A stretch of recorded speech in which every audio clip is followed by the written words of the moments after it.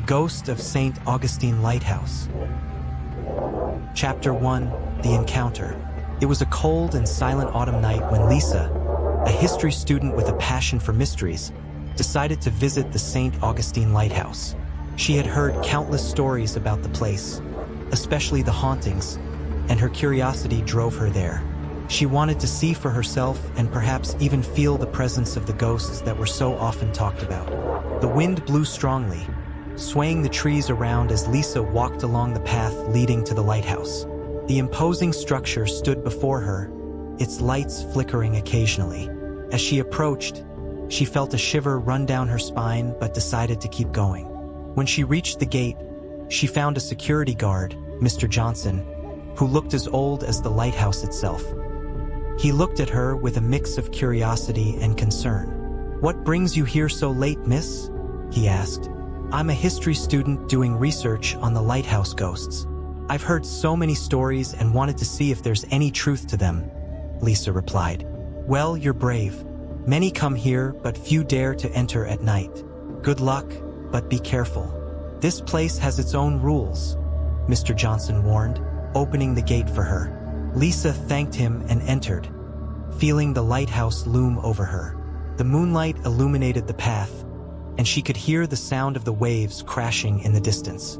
Taking a deep breath, she began to explore. Chapter 2. The Keeper. Inside the lighthouse, Lisa found a spiral staircase that seemed to climb endlessly. Determined to reach the top, she started to ascend, the steps creaking under her feet.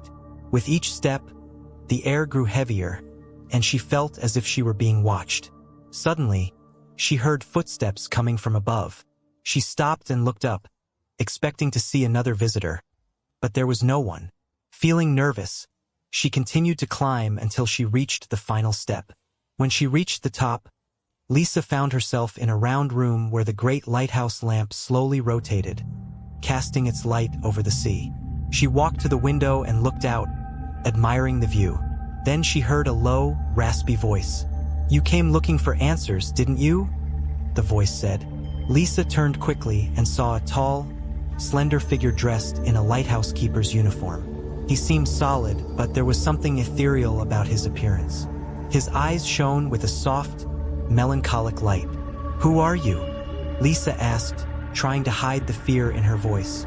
"I am the old keeper of this lighthouse. My name is Samuel. I used to take care of this place many years ago." He took a step forward. "And you, why are you here?" Lisa swallowed hard before answering. I wanted to know more about the ghost stories. Is it true that 2 young girls died here during the construction?" Samuel nodded. "Yes, it's true. They were the builder's daughters. They were playing near the lighthouse when one of them fell into the water, and the other tried to save her. Unfortunately, both drowned. Their spirits still roam here, playing as they did in life." Chapter 3. The Girls. Suddenly, Lisa felt a cold draft pass by her. She looked around and saw 2 small figures running around the room, laughing and playing. The girls looked so real, but there was a spectral aura around them. "Are they the ones?" Lisa asked, almost in a whisper. "Yes, those are the builder's daughters. They are trapped here, unable to move on," Samuel replied, sadness in his voice. Lisa watched the girls for a moment, feeling a mix of sadness and fascination.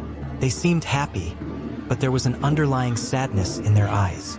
"Is there any way to help them?" Lisa asked, feeling a strong need to do something. Samuel sighed. "I'm not sure. I've tried many times, but something always stops them. Maybe it's guilt or fear, or perhaps this place has become part of them." As Lisa talked with Samuel, one of the girls approached and held her hand. The sensation was strange, like touching a cold breeze.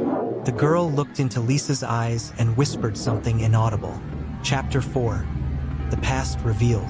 Curious, Lisa decided to investigate further. She asked Samuel if he knew anything about what might be keeping the girls there. "There was a tragedy, but there's more to this story," Samuel said with a distant look. "The lighthouse builder, the girl's father, never forgave himself for what happened. He believed it was his fault for not protecting his daughters.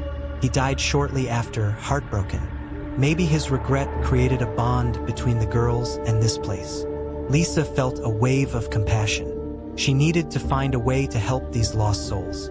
She decided to explore more of the lighthouse and its surroundings, looking for clues.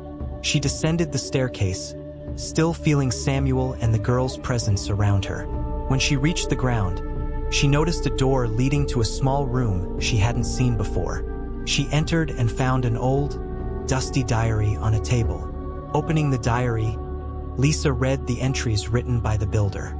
The pages were filled with love and pride for his daughters, but also with pain and regret after the tragic accident.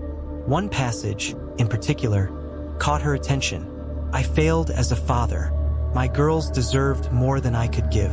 I try to talk to them every night, but I know they are stuck in this world because of me. If only I could ask for forgiveness."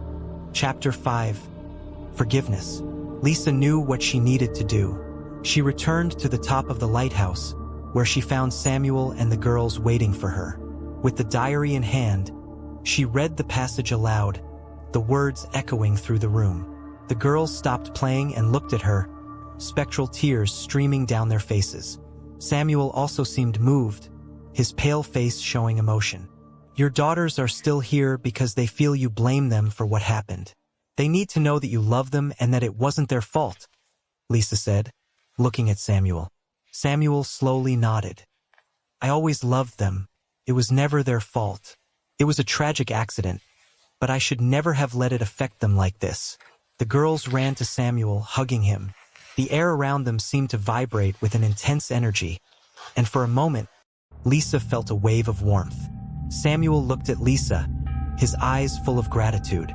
"Thank you," he said. "Thank you for helping us find peace." Chapter 6. The Release. Lisa watched as Samuel's figure slowly began to disappear, followed by the girls. The lighthouse felt lighter, as if a heavy cloud had lifted. The lights shone more brightly, and the feeling of sadness and regret that had hung over the place was gone. Before vanishing completely, Samuel looked at Lisa one last time. "You brought peace to us. We will never forget your kindness." And then they were gone. Lisa stood alone at the top of the lighthouse, feeling a sense of fulfillment and tranquility. She knew she had done the right thing and that those souls had finally found peace. Epilogue: The Legacy. Days later, Lisa wrote a detailed article about her experience at the St. Augustine Lighthouse. The text was widely read and discussed, bringing a new perspective on the lighthouse legends. Visits to the site increased, but now there was a sense of respect and reverence for what had happened there. Lisa continued her career as a historian but never forgot that night at the lighthouse. She knew there was something beyond what the eyes could see, something that connected the past to the present. And whenever she thought about it, she felt deeply grateful for having had the opportunity to help those souls find peace. The St. Augustine Lighthouse continued to shine, not just as a guide for sailors, but also as a symbol of hope and redemption. And for Lisa, it would always be the place where she discovered that sometimes the scariest stories can have the most peaceful endings.